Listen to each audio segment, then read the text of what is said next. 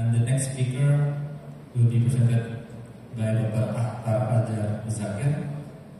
Its topic about the role of early invasive strategy in non-AIDS television ACS, research from Indonesia ACSU and ACS Registry. Dr. Akhtar, the time is yours. Okay, Bismillahirrahmanirrahim. Assalamualaikum warahmatullahi wabarakatuh. Thank you, Chairman and Co-Chairman, for this opportunity.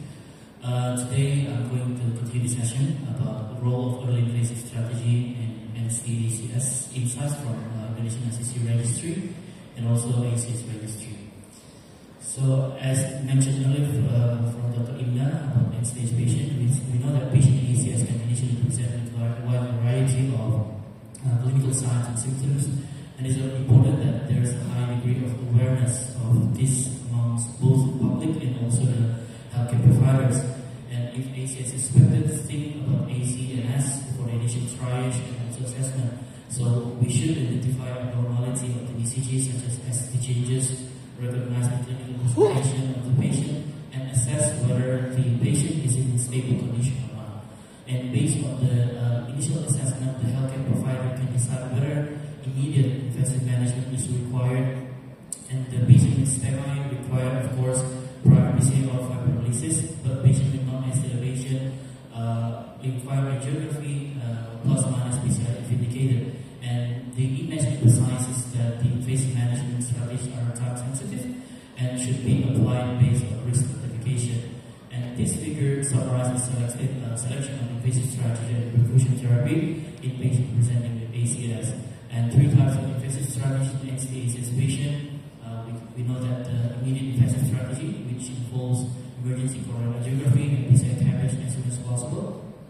And the next one is early invasive strategy, which involves coronary angiography within 24 hours from ACS diagnosis and BCI CABG if necessary, and selective invasive strategy where coronary angiography and BCI CABG are performed based on clinical assessment and non-invasive testing. This figure, patient who meet any one of the very high risk criteria of NCACS as shown above should undergo an immediate invasive strategy, and patient with NCACS who meet any of the high risk criteria should be considered for early invasive angiography within 24 hours and should undergo an inpatient invasive strategy. An invasive strategy during hospital admission is recommended in non-SCHS patient with high risk criteria or with a high index of suspicion for unstable angina, and in patients with very high or high risk features and low index of suspicion for unstable angina, selective invasive strategy can also be an option. And what about the comparison between routine and selective invasive strategy?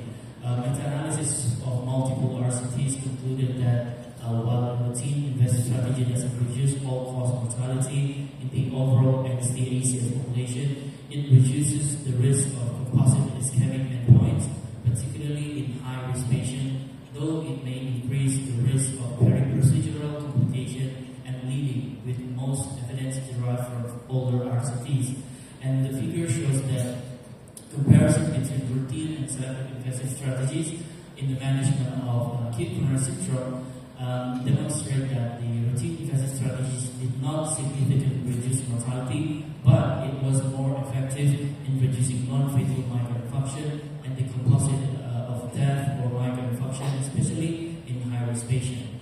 And in the perspective of invasive angiography timing, multiple RCTs concluded that while there is no superiority of early versus delayed strategies for death or non-fatal MI, early strategies reduce recurrent or refractory ischemia risk and shorter length of stay, though limitation included heterogeneity in comparative group timing and non-STEMI diagnosis not aligning with current ESC high-sensitive troponin algorithms. And the verdict trial demonstrated that patients with a great risk score greater than 140, the very early invasive treatment strategy improved clinical outcomes compared to the standard invasive strategy, as demonstrated by the lower hazard ratio in this subgroup. The study titled Early versus Delayed Invasive Intervention in Acute Coronary Syndrome evaluates the timing of invasive intervention in patients with NCACS and found that early intervention did not differ greatly from delayed intervention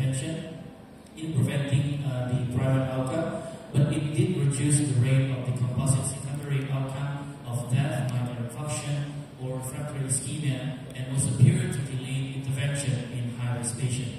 And the meta-analysis compared the outcomes of routine invasive and selective invasive strategies for managing patients in non-STACS, combined data from the three major randomized trials like FRIS2, ICTUS, and RITA-3, covering over more than 5,400 patients with a focus on 5-year clinical outcomes, specifically cardiovascular death and non-fatal myocardial infarction. Now, the findings support the use of routine invasive strategy, particularly for high-risk patients, as it significantly reduces the long-term risk of cardiovascular events like MI and cardiovascular death. How about in Indonesia? Based on the data from the Indonesian ICC registry characteristic of NST-ACS patients over the 5 years period, several significant changes are observed in the symptoms, risk factors, and comorbidities of NST-ACS patients across the 3 different time periods. There was a slight increase in male patients with median age rising from 60 to 62 years. National health insurance coverage also reaching to 90 more, almost 100% in 2022 to 2023, while adjustment remained the most frequent symptoms, around 85%. Autonomic symptoms and disciplines also significantly reduced. Smoking and hypertension remain major risk factors. Diabetes and also dyslipidemia cases increased. Prior MI and PCI cases also increased, and comorbid cerebrovascular and vascular disease also increased. The data shows a slight increase in mortality rate over time, with 6.2% in 2018 to 2019 and 7.9% in 2022 to 2023, and a significant rise in very high-risk patients from 27% to 32% in 2021 to 2022, followed by a decrease 28% in 2022 to 2023, while the length of hospital stay remained relatively stable at 5 days, and the survival rate decreased slightly from 93.8% to 92.1% in 2022-2023. The data also illustrate that the trend in invasive strategy for NST-ACS patients over the period 2018 to 2023. The percentage of patients undergoing any invasive procedures increased significantly from 17.6% to 40%, and among the invasive procedures, the late invasive procedures saw a significant rise, increasing from 62 to 65.5%. And additionally, the percentage of patients receiving conservative treatment declined from 82.4% to 60%, highlighting the shift towards more invasive strategies over time. Now, the several fibers were identified as significant predictors of mortality. Age has a significant negative correlation with mortality, suggesting that older age is a risk factor for increasing mortality. The dyslipidemia, risk stratification, and pneumonia were associated with increased mortality risk, and additionally, ischemic stroke, acute kidney injury, and also cardiac arrest, respiratory failure, and also severe bleeding as a complication of the mortality rate in hospital.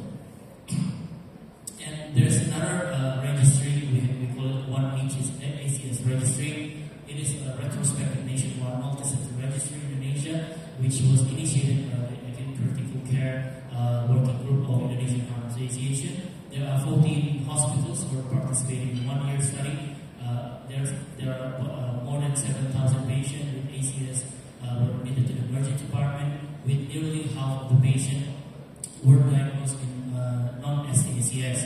Male gender was predominant in both groups, with mean age 60 in NST-ACS. Then the majority of the ACS patients in our registry were funded by national health coverage. And both ST-ACS and non-ST-ACS patients presented with a typical ischemic chest pain when admitted to the emergency room. Smoking was the most common risk factors of the ACS, and while NST-ACS patient, history of hypertension was the highest risk factors, about 67.3%. However, the patient with NST-ACS tended to have more concomitant disease and condition, including hypertension, diabetes, dyslipidemia, prior MI, heart failure, prior PCI cabbage, than the patient with ST elevation. In the perspective of risk stratification and outcome, most of the non-ST-ACS patients in our registry are classified as intermediate risk, at around 38%, followed by very high risk, 27%, strategy was performed in 17.6% of the NCACS, and only not more than 7% was performed early intervention within less than 24 hours, while the highest rate for revascularization was found in intermediate risk. The mortality rate also in NCACS patient was 6.2%. In very high-risk patient, the mortality rate in the invasive strategy was lower than in conservative strategy. And in very high-risk, the early invasive strategy is followed a higher mortality rate than the late invasive strategy. The patient and about the length of stay, the patient who underwent the early invasive strategy had a shorter median length of stay than the late invasive strategy, with a shorter median length of stay also found in intermediate and low-risk patient. As a take-home message for my presentation is routine invasive strategy in NCACS doesn't reduce the overall mortality, but help lower ischemic risk in high-risk patients, though they may increase bleeding. Early invasive strategy also doesn't lower the death rates, but reduce recurrent ischemia and shorten hospital stays, especially in high-risk patients. And according to the Indonesian ACS registry, very high-risk patient of NCACS patient benefit from invasive strategy with lower mortality and better outcomes when treated early, and those who had early invasive treatment also had shorter hospital stays than those treated later. As a future direction from this registry, we should use structured risk-based care using RACE or Kidney score, and strengthen our regional centers to offer timely early invasive treatment, and also improve health policy to expand insurance coverage for guideline-based medication. Thank you very much. Thank you, Dr. Nata, for your very nice presentation. We are moving to our next speaker, Dr. Yusuf Enda from Ibu, that we titled Timing for Good Revascularization in Non-NCACS.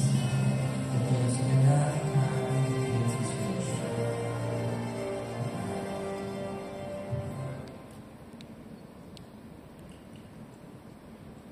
Good afternoon, all the colleagues.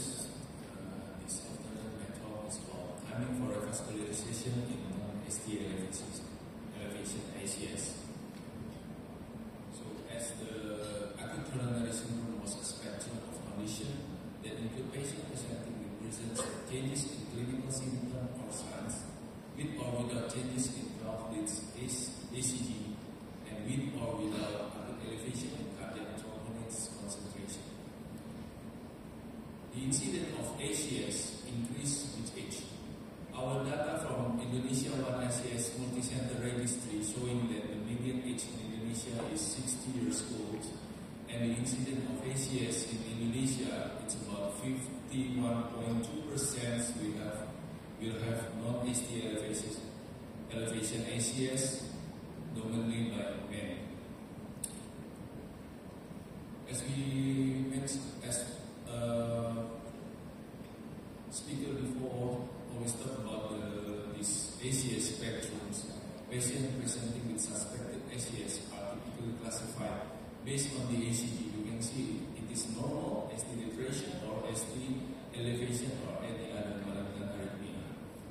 So this is for the purposes of initial management for the patient, and then based on the presence and absence of the cardiac troponin for the non-ST elevation ACS.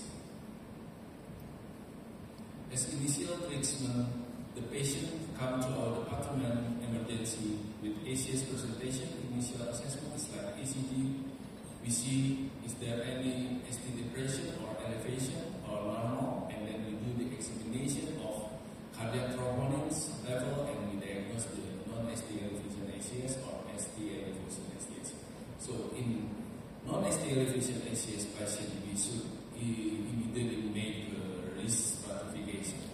If it is a very high risk features, we should do the immediate angiography or invasive strategy for this patient. And what about if the patient without very high risk patients?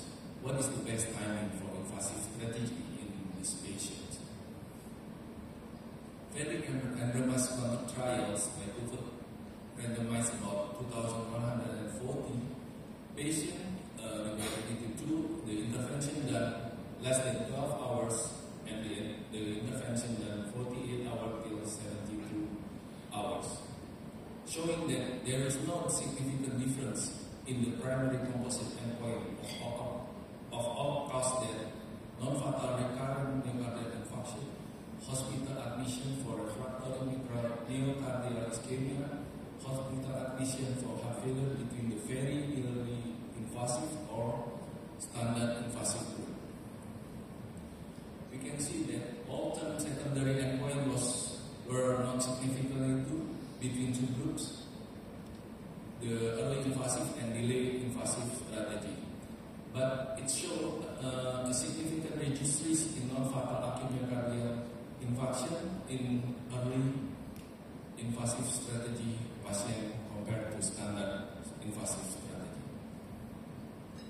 So the critical randomized control trial revealed that the strategy of invasive coronary evaluation within 4.7 hours after the time diagnosed does not improve the overall long-term clinical outcome compared with the invasive strategy conducted within 2 to 3 days in patients with non-ST elevation ACS. So, our Indonesia One ACS registry by Dr. Dafsa and friends showing that trend of lower mortality in invasive strategy versus the non-invasive strategy or conservative. But in very high risk patients, we see that the late or delayed invasive strategy showing a lower mortality compared with the early invasive strategy patient. And the high and intermediate and low risk patients showing no different in all-cause mortality in this setting patient. But from the data showing that the benefit of early invasive strategy in low and intermediate stratification is totally lack of stay.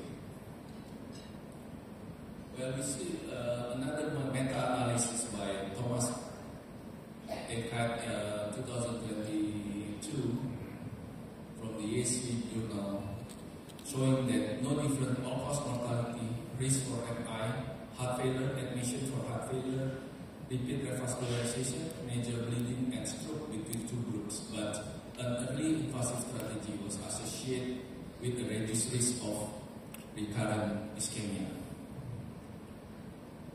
So from this report, an early invasive strategy also was associated with a reduction in renal state.